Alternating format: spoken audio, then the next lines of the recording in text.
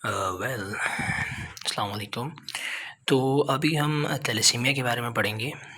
Thalassaemia basically क्या है, ये एक दूसरा ब्लड डिसऑर्डर है। पिछली वीडियो में ल्यूकीमिया पढ़ चुके हैं हम।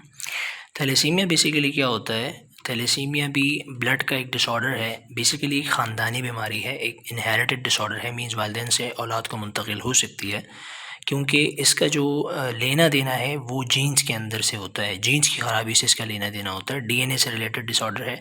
और ये इसकी छोटी सी हिस्ट्री है कि पहली बार जब थैलेसीमिया की बीमारी डिस्कवर हुई तो वो मेडिटेरेनियन सी नामी जगह के लोगों के अंदर डिस्कवर हुई। ठीक है। बीमारी बेसिकली क्या है कि इस डिज़ीज़ के अंदर, इस बीमारी के अंदर बेसिकली जो हीमोग्लोबिन है, हीमोग्लोबिन आपको बखूबी पता होगा, आई होप सो।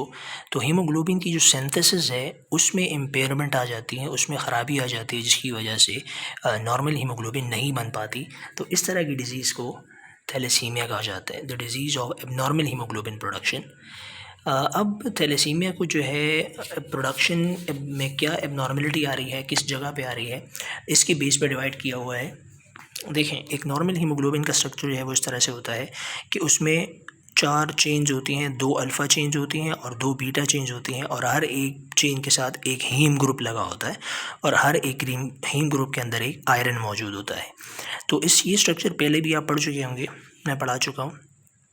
तो देखो, अगर जो ख़राबी है वो अल्फ़ा ग्लोबिन जो प्रोटीन है, ये अल्फ़ा ग्लोबिन प्रोटीन है, ये अल्फ़ा ग्लोबिन प्रोटीन है। अगर इस प्रोटीन की चेन बनाने वाली जो जीन है, जो डीएनए है, डीएनए का जो पार्ट है वो ख़राब है, तो मीन्स अल्फ़ा चेन्स नहीं बनेंगी। सो जो थैलेसीमिया होगा वो अल्फ़ा थैलेसीमिया कहलाएगा। और यही मसला अगर बीटा ग्लोबिन जीन्स बनाने वाली, बीटा ग्लोबिन प्रोटीन बनाने वाली जीन्स के साथ है, तो जो थैलेसीमिया हो जाएगा वो कौन सा थैलेसीमिया कहलाएगा? Beta thalassaemia. ये इसकी डिटेल है, कॉन्टेक्स्ट है, alpha thalassaemia and beta thalassaemia.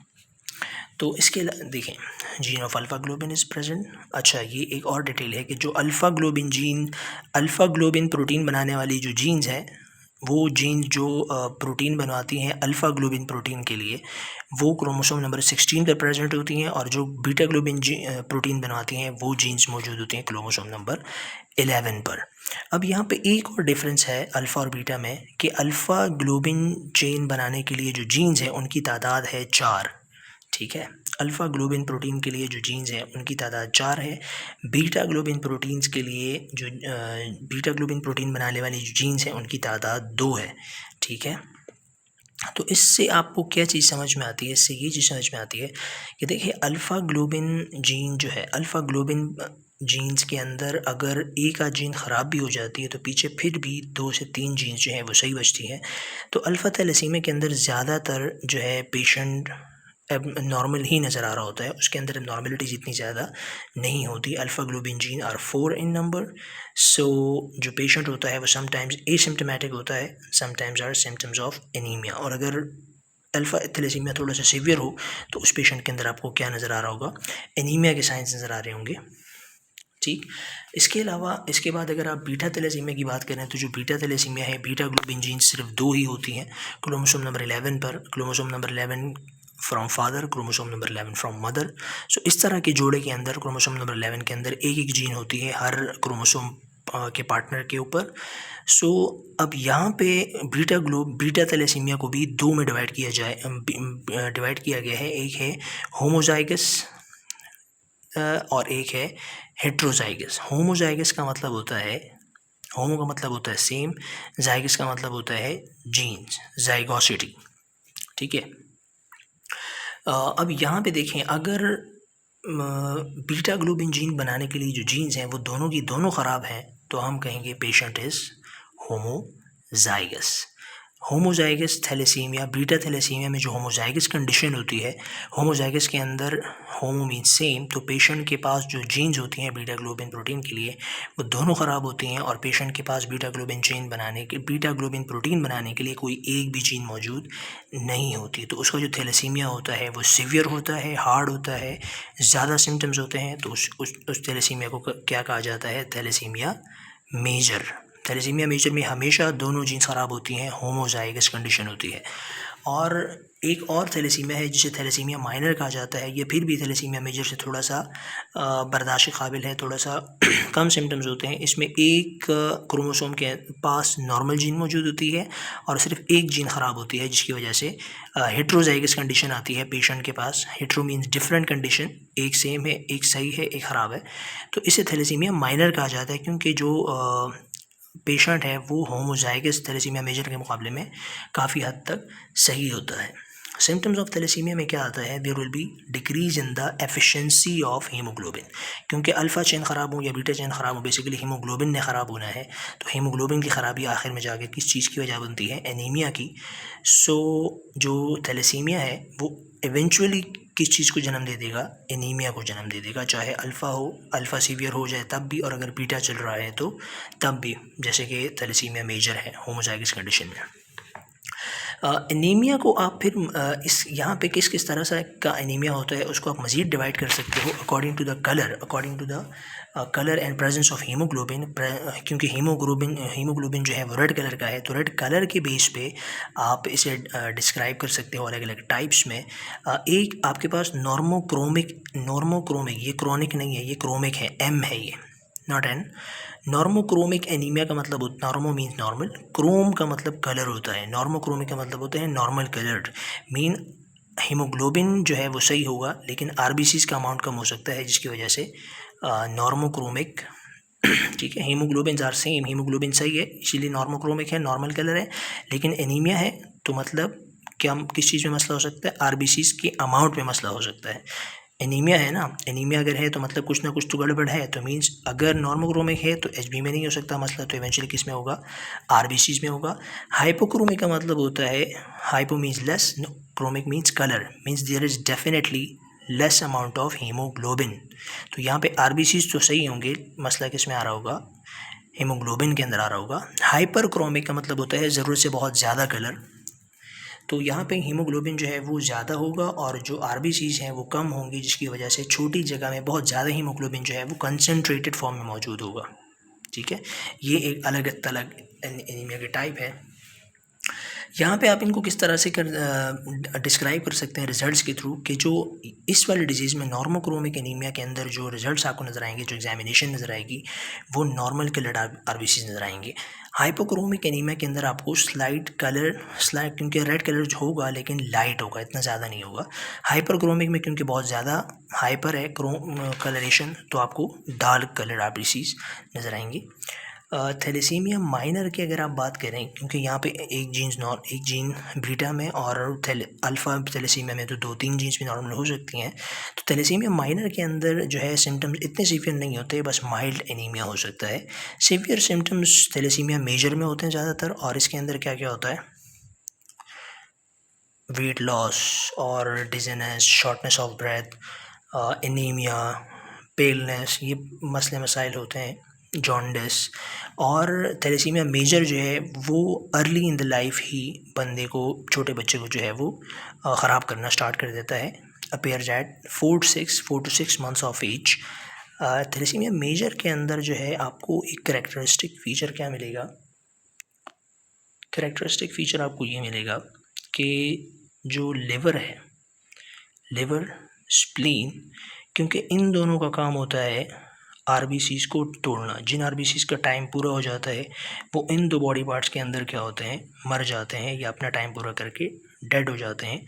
तो अब क्योंकि थैलेसीमिया के अंदर बहुत ज़्यादा आरबीसीज टूट रहे होते हैं, तो इसलिए इनका काम बहुत बढ़ जाता है।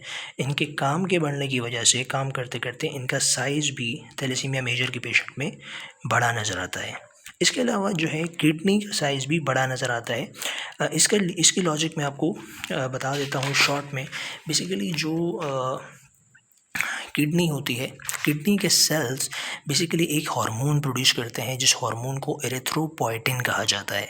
ये एरिथ्रोपोएटिन बेसिकली काम क्या करता है? ये बोन मैरो के अंदर जाकर आरबीसीज की प्रोडक्शन को एक्टिवेट कर रहा होता है, बढ़ा रहा होता है या इंक्रीज़ कर रहा होता है। ठीक है, हेमेटोपोएटिक स्टेम सेल से जो आरबीसीज बनते हैं, उस आरबीसीज के फॉर्मेशन को, जो प्रोसेस चल रहा होता है, उसको तेज़ करता है ये हार्मोन, जो कि किडनी से रिलीज होता है। अब क्योंकि थैलेसीमिया के अंदर एबनॉर्मल हीमोग्लोबिन बन रहा है, तो बॉडी को स्टेबलाइज करने के लिए जो है आरबीसी की प्रोडक्शन है बहुत तेज़ करनी पड़ती है, इसीलिए किडनी जो है बहुत ज़्यादा एरिथ्रोपोइटिन रिलीज़ करने की कोशिश करती है, जिसकी वजह से इसके ऊपर भी बर्डन बढ़ता है और इसका साइज़ भी थैलेसीमिया मेजर में आपको इंक्रीज़ नज़र आ रहा होता है, ज़्यादा नज़र आ रहा होता है। और हाइपरक्रोमिक एनीमिया में आपको हाइपरक्रोमिक एनीमिया में भी और वैसे ही थैलेसीमिया मेजर के पेशेंट में भी आपको जो स्किन है वो ब्लैक या डार्क कलर नज़र आती है, क्योंकि उसको ब्लड ट्रांसफ्यूजन भी बहुत ज़्यादा हो रही है। और जो आरबीसीज हैं वो भी हाइपरक्रोमिक भी हो सकते हैं। सो ये एक अलग बात है, ठीक है। तो थैलेसीमिया के बारे में इतना ही काफ़ी है। बहरहाल यहाँ पे हीमोग्लोबिन की कुछ टाइप्स हैं, वो मैं आपको सरसरी बता देता हूँ कि क्या होता है। हीमोग्लोबिन की अलग अलग टाइप्स होती हैं। सबसे कॉमन जो टाइप है वो हीमोग्लोबिन ए है, जो कि एडल्ट्स के अंदर ज़्यादातर नॉर्मली पाई जाती है, जिसमें 2 अल्फ़ा ग्लोबिन चेन होती हैं और 2 बीटा ग्लोबिन चेन होती हैं। देखिए, तमाम के तमाम हीमोग्लोबिन्स के अंदर हीम तो बिल्कुल सेम है, मसला आता है types of globin chains, protein किस तरह का है। अब जैसे हीमोग्लोबिन एफ़ में आप देखें, ये हीमोग्लोबिन जो है वो छोटे बच्चों के अंदर होता है। एफ़ से फीटस के तौर पे आप इसे याद रख सकते हैं। फीटस का मतलब क्षीरख्वार बच्चा होता है, छोटा। हीमोग्लोबिन एफ़ में क्या होता है कि यहाँ पे, ठीक है, फीटस पैदाइश से पहले, ठीक है, क्षीरख्वार नहीं बल्कि पैदाइश से पहले वाला बच्चा, तो उसमें हीमोग्लोबिन एफ़ होता है। फीटल मतलब एम्ब्रियोलॉजी वाला बच्चा जो पैदा होने वाला होगा, उसके अंदर हीमोग्लोबिन एफ़ मौजूद होता है। हीमोग्लोबिन एफ़ आप उस हीमोग्लोबिन को कहते हो जिसके अंदर 2 अल्फ़ा चेन्स हों और 2 गामा चेन्स हों। अच्छा, यहाँ पे कंफ्यूज मत होइएगा कि बीटा क्या होता है, गामा क्या होता है। बेसिकली ये सारी की सारी अमाइनो एसिड की चेन ही होती है। अमाइनो एसिड मिलकर प्रोटीन ही बनाते हैं। फ़र्क सिर्फ इतना है कि बीटा ग्लोबिन चेन जो है उसमें अमाइनो एसिड्स की तरतीब अलग होती है, अल्फ़ा में अलग होती है, गामा में अलग होती है। क्योंकि देखिए, आपके पास अलग अलग तरह के अमाइनो एसिड्स हैं। आर्जिनिन है, लाइसिन है, आइसोल्यूसिन है, वैलिन है, फिनाइलएलेनिन है। तो इनकी अलग अलग तरतीब से जो प्रोटीन के चेन्स बनते हैं उनको अलग अलग नाम दिया गया है। तो उनमें गामा चेन्स भी हैं, अल्फ़ा चेन्स भी हैं। तो अगर 2 अल्फ़ा चेन्स और 2 गामा चेन्स मिलें तो हीमोग्लोबिन एफ़ बनता है। 2 अल्फ़ा चेन्स और 2 इसे डेल्टा कहा जाता है। 2 अल्फ़ा चेन और 2 डेल्टा चेन्स अगर मिल जाएँ तो इसे हीमोग्लोबिन A2 कहा जाता है। और नॉर्मल जो है हीमोग्लोबिन ए कहलाता है, जिसमें 2 अल्फ़ा और 2 बीटा चेन्स होती हैं, ठीक है। हाँ, ठीक। एम्ब्रियोलॉजी के टाइम पे भी और एक शीरख्वार छोटे बच्चे के अंदर हीमोग्लोबिन एफ़ होता है, जो वक्त के साथ साथ बाद में हीमोग्लोबिन ए में कन्वर्ट होता रहता है। मीन एडल्टहुड में बड़े होते साथ साथ जो हीमोग्लोबिन एफ़ की फॉर्मेशन है उसकी जगह हीमोग्लोबिन ए की फॉर्मेशन ले लेती है। तो बड़े जो बालिग बच्चे होते हैं, बड़े लोग जो होते हैं, उनमें हीमोग्लोबिन एफ़ की सिंथेसिस नहीं होती, पूरी की पूरी रिप्लेसमेंट हो जाती है। उसके बाद उनके अंदर हीमोग्लोबिन ए बन रहा होता है। So I think this is enough for thalassaemia. Treatment, basically thalassaemia की ट्रीटमेंट भी क्या हो सकती है। अब क्योंकि इनके अंदर हीमोग्लोबिन जो है वो एबनॉर्मल है, तो आप रेगुलर ब्लड ट्रांसफ्यूजन की मदद से थैलेसीमिया के सिम्टम्स को ओवरकम कर सकते हैं, रिड्यूस कर सकते हैं। और अगर एक बंदे ने जो है वो थैलेसीमिया को फुली अवॉइड करना है, तो इसके लिए एक पॉसिबल ट्रीटमेंट जो है वो जीन थेरेपी है। जीन थेरेपी की मदद से अब नॉर्मल जीन को हेल्दी जीन के साथ रिप्लेस किया जा सकता है। इसके अलावा जेनेटिक डिजीज़ की इतनी कोई बड़ी ट्रीटमेंट नहीं होती, यही एक पॉसिबल ट्रीटमेंट है। So this is all about thalassaemia. Hopes you understand. Thank you so much.